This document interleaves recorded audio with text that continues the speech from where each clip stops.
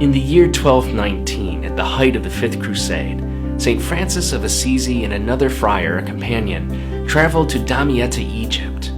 They traveled along with some crusaders with the intention of both preaching to the crusaders against the battles that were underway, as well as crossing the threshold, the border, to meet with Muslims on the other side of the battle line in a mission of peace and dialogue. St. Francis of Assisi was indeed perhaps centuries ahead of his time in understanding that the gospel call to Christian life meant letting nothing get in the way of relationship, even one's faith tradition.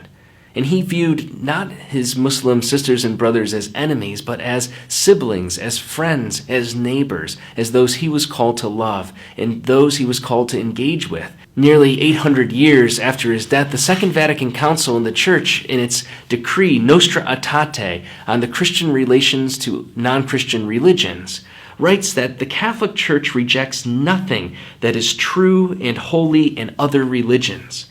and makes a particular effort to talk about our relationship to our Muslim sisters and brothers. The Church regards with esteem, the document says, also our Muslim sisters and brothers. They adore the one God, living and subsisting in himself, merciful and all-powerful, the creator of heaven and earth, who has spoken to men and women, and they take pains to submit wholeheartedly to even his inscrutable decrees, just as Abraham, with whom the faith of Islam takes pleasure in linking itself, submitted to God. Since in the course of centuries not a few quarrels and hostilities have arisen between Christians and Muslims, this sacred synod, that is, the teaching of the Second Vatican Council at the highest level, urges all to forget the past and to work now sincerely for the mutual understanding and to preserve as well as to promote together for the benefit of all humankind social justice and moral welfare, as well as peace and freedom. Catholic Christians in a particular way are called, as we hear both in the Second Vatican Council's teaching, official teaching of the Church, its highest teaching, as well as in the example of people like St. Francis of Assisi, this move to understand, learn about, and to engage in interreligious dialogue. In order to do that, we must understand other religious traditions, and in recent years there's been increased hostility, perhaps second only to those terrible events of the various crusades back in the Middle Ages, between Christians of the global West and Muslims, especially in the Middle East. And we see a lot of Islamophobia, a lot of calls of violence and fear, a lot of discriminatory, racist, and ethnophobic, we can say, perspectives and statements on television and social media and elsewhere.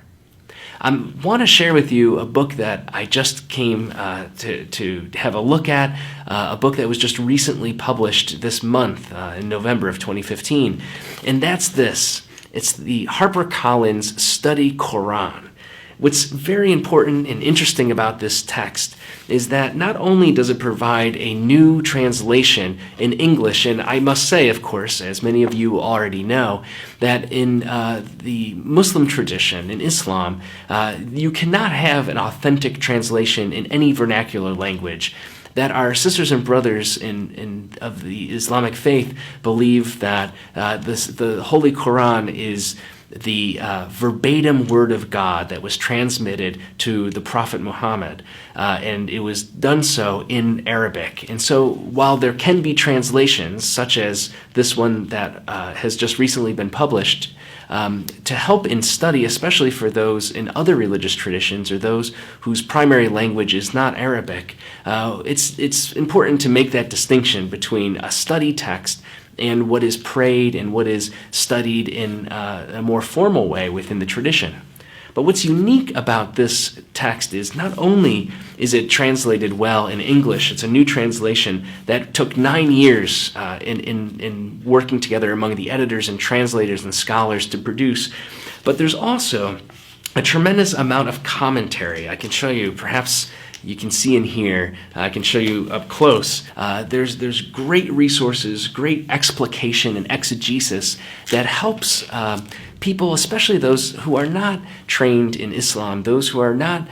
Muslim like myself, a Roman Catholic priest, a Franciscan friar, to understand better what's at the core of the Islamic faith. There were excellent essays that introduce both the history and of not just Islam, but of the Quran,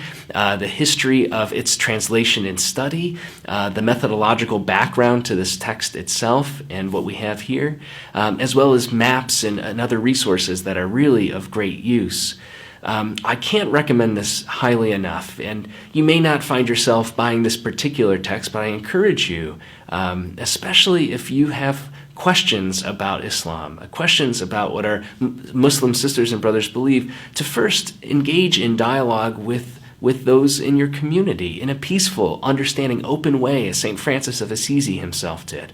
But also I would encourage you to read the text itself.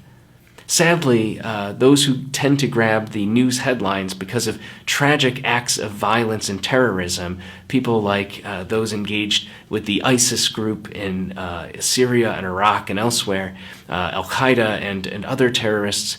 they practice something that is not at all supported by the Holy Quran. It is not reflective of the Islamic faith, of the Muslim faith. And our Muslim sisters and brothers are